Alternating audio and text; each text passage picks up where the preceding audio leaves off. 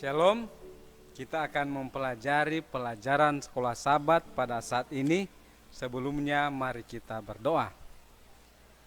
Bapa di sorga, urapi hambamu dengan kuasa Roh Kudus-Mu, supaya boleh menyampaikan kebenaran firman-Mu lewat pelajaran sekolah Sabat.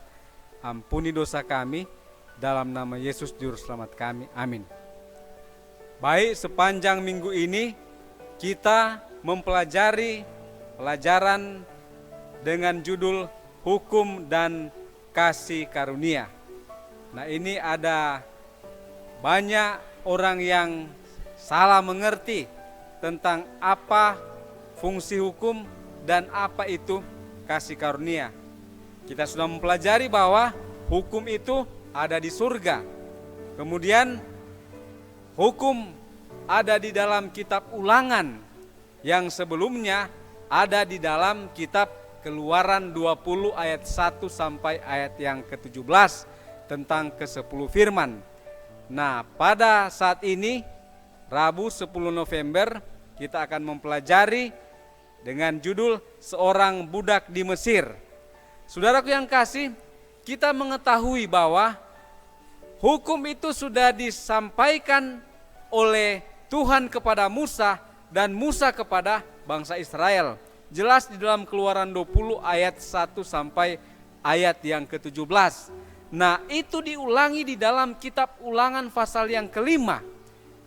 Nah, di sana lebih diperjelas bahwa hukum itu bukan hanya diberikan atau di sana dinyatakan teristimewa tentang hari Sabat Tuhan.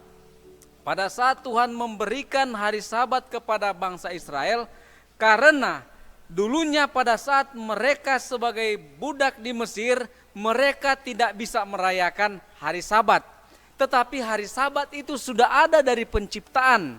Akhir dari penciptaan pada hari ke-7, Tuhan berhenti, Tuhan dia memberkati dan menguduskan akan hari Sabat di Kejadian pasal 2 ayat 1 sampai ayat yang ketiga.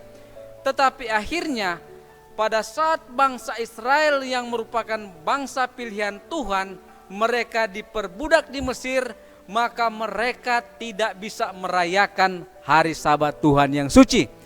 Oleh sebab itu, Tuhan dia menyuruh lewat perantaraan Musa, Harun, dan Miriam untuk bangsa Israel mereka supaya keluar, supaya mereka bisa menurut hukum Tuhan teristimewa merayakan hari Sabat Tuhan yang suci.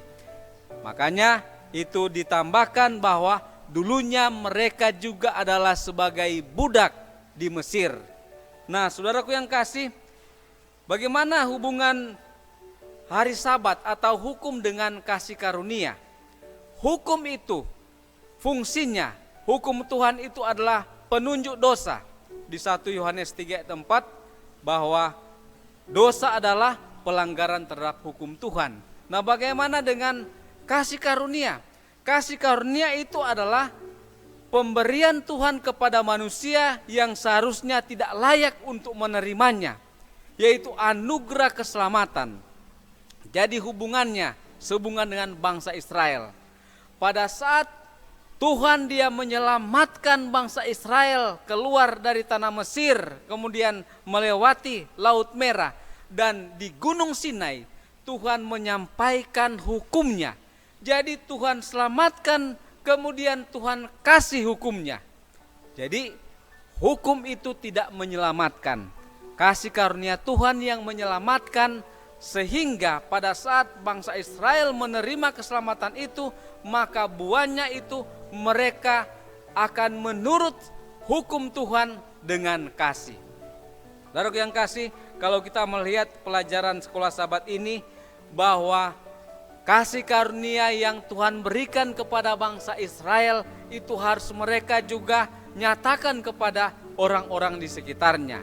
Oleh sebab itu disuruh berhenti pada hari Sabat. Bukan hanya bangsa Israel, anak mereka, kemudian ada pembantu mereka, bahkan hewan juga peliharaan mereka harus berhenti pada hari Sabat.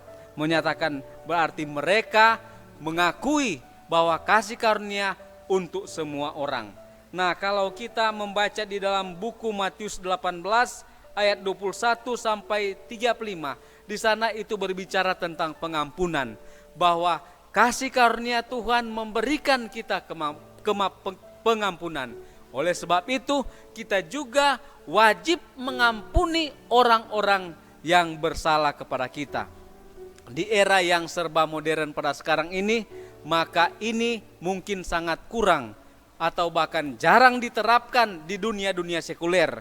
Kalau orang ataupun musuh dia membalas, dia melakukan sesuatu kepada kita, kita harus membalas lebih daripada apa yang dilakukan kepada kita. Tetapi nasihat firman Tuhan pada saat ini mengajarkan bahwa mengasihi musuh, mendoakan mereka, kemudian membalas kejahatan dengan kebaikan, mengampuni orang yang bersalah kepada kita, itu adalah bagian daripada hukum kasih, dan itu adalah kasih yang terutama. Mengasihi Tuhan, kemudian mengasihi sesama manusia. Kiranya Tuhan memberkati. Amin.